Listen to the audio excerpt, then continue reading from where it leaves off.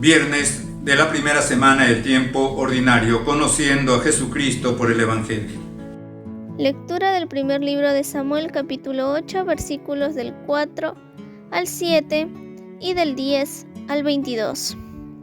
En aquellos días, los ancianos de Israel se reunieron y fueron a Ramá, donde estaba Samuel, a entrevistarlo. Le dijeron: «Mira, tú eres ya anciano, y tus hijos no siguen tu camino. Nómbranos un rey que nos gobierne, como se hace en todas las naciones». A Samuel le disgustó que le pidieran ser gobernados por un rey, y se puso a orar al Señor. El Señor le respondió: «Haz caso al pueblo en todo lo que te pidan. No te rechazan a ti, sino a mí, para que no reines sobre ellos». Samuel transmitió todas las palabras del Señor a la gente que le había pedido un rey, diciendo: «Estos son los derechos del rey que reinará sobre ustedes. Se llevará a sus hijos para enrolarlos en sus destacamentos de carros y caballería, y para que vayan delante de su carroza. Los empleará como jefes y oficiales en su ejército, como aradores de sus campos y para recoger su cosecha, como fabricantes de armamento y material para sus carros. Se llevará a sus hijas para perfumistas, cocineras y reposteras. Sus campos, viñas y los mejores olivares se los quitará para dárselos a sus ministros. De sus sembrados y viñas les exigirá diezmos para dárselos a sus funcionarios y ministros. Se llevará a sus criados y criadas, así como sus mejores burros y bueyes, para usarlos en su hacienda. De sus rebaños les exigirá diezmos, y ustedes mismos serán sus esclavos. Entonces gritarán contra el rey que se han elegido, pero Dios no les responderá».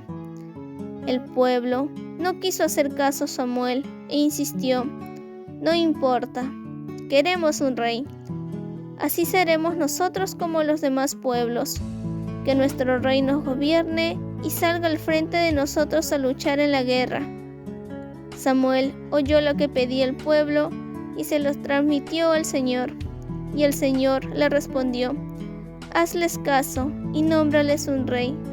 Palabra de Dios, te alabamos, Señor. Salmo 88.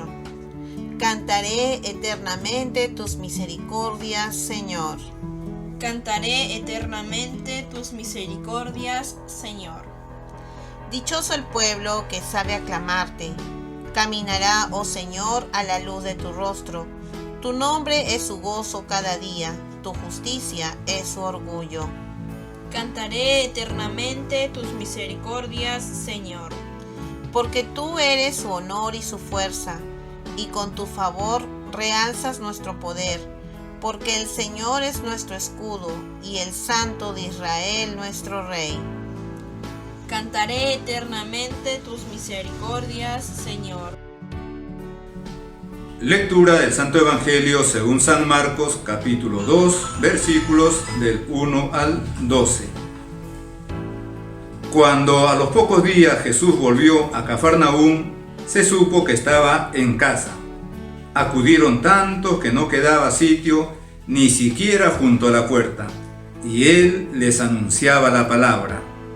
Entonces le trajeron entre 4 un paralítico, y como no podían acercarlo a Jesús a causa del gentío, abrieron el techo encima de donde estaba él, y a través de la abertura que hicieron, descolgaron la camilla con el paralítico. Viendo Jesús la fe que tenían, le dice al paralítico: «Hijo, tus pecados te son perdonados». Unos escribas que estaban allí sentados pensaban en sus corazones: «¿Por qué éste habla así? Blasfema. ¿Quién puede perdonar los pecados sino solo uno, Dios?». Jesús, dándose cuenta enseguida de lo que pensaban, les dijo: «¿Por qué piensan así en sus corazones? ¿Qué es más fácil, decirle al paralítico, tus pecados te son perdonados, o decirle, levántate, toma tu camilla y camina? Pues para que sepan, el Hijo del Hombre tiene poder en la tierra para perdonar los pecados. Dice al paralítico, a ti te digo, levántate, toma tu camilla y vete a tu casa. Se levantó inmediatamente, tomó su camilla y salió a la vista de todos. Se quedaron admirados y daban gloria a Dios diciendo, nunca hemos visto una cosa igual. Palabra del Señor. Gloria a ti, Señor Jesús.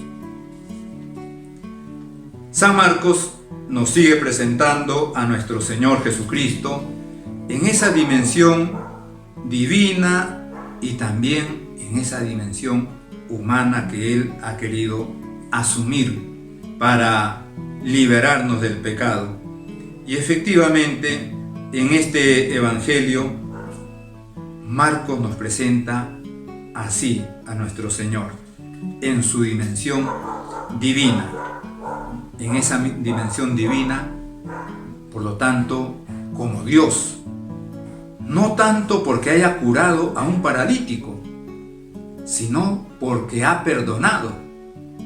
Hijo, tus pecados te son perdonados. Solamente Dios puede perdonar pecados. Jesucristo es Dios, podía hacerlo y lo hizo.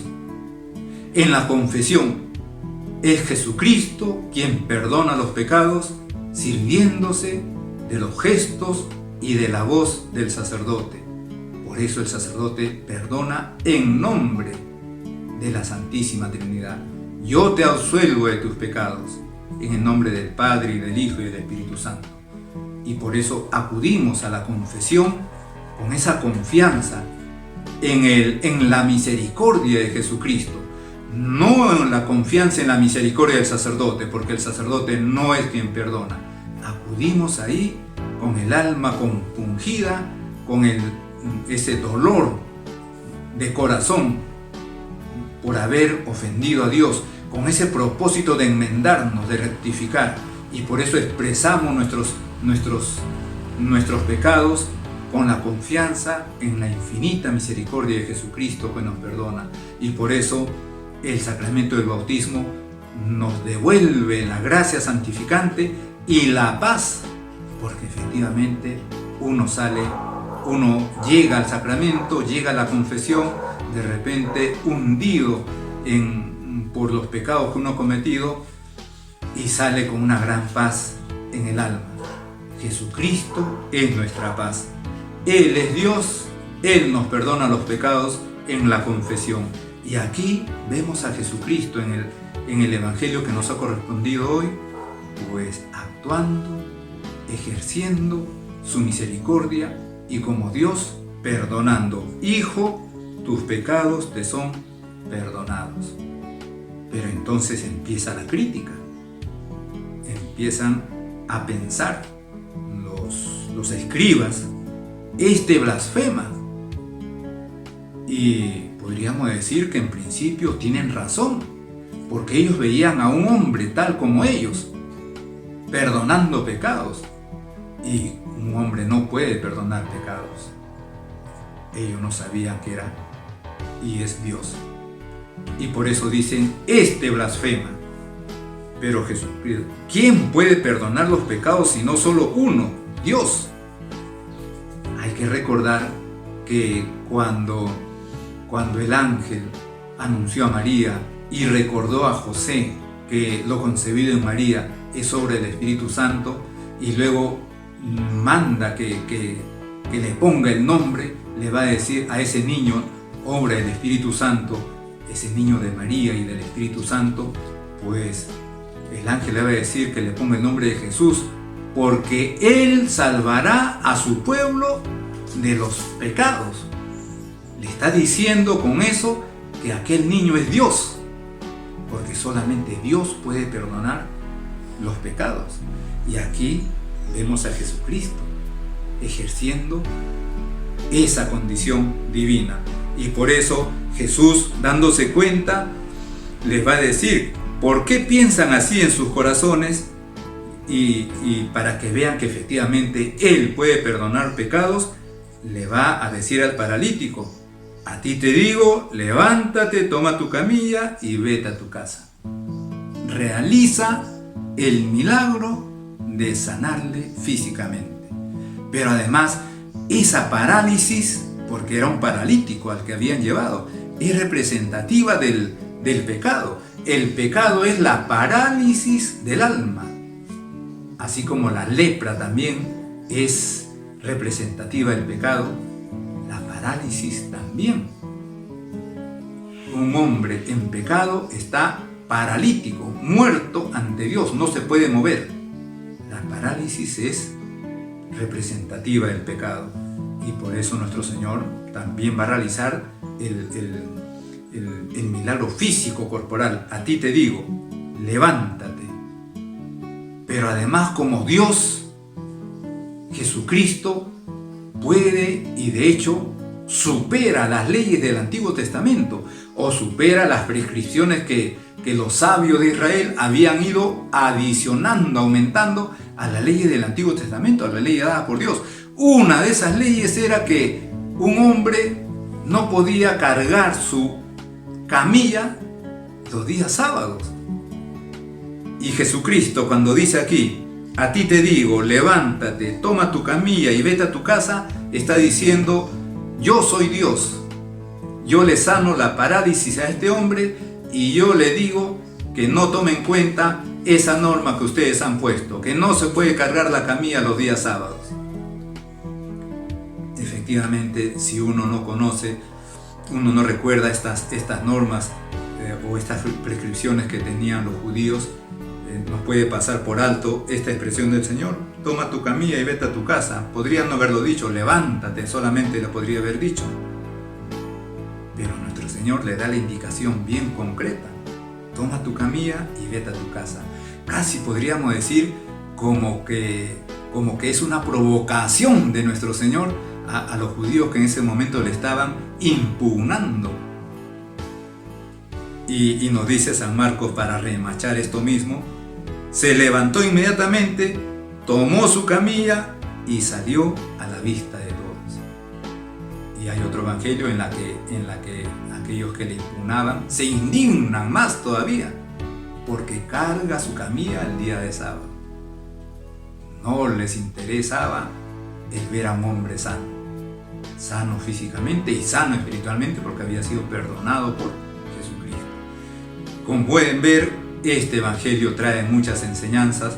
Nos centramos en esa condición divina y humana de nuestro Señor, en su poder para perdonar pecados y en la gracia que ha tenido Jesucristo para con nosotros de darnos el sacramento de la confesión, donde podemos recibir su misericordia del perdón, el perdón de nuestros pecados.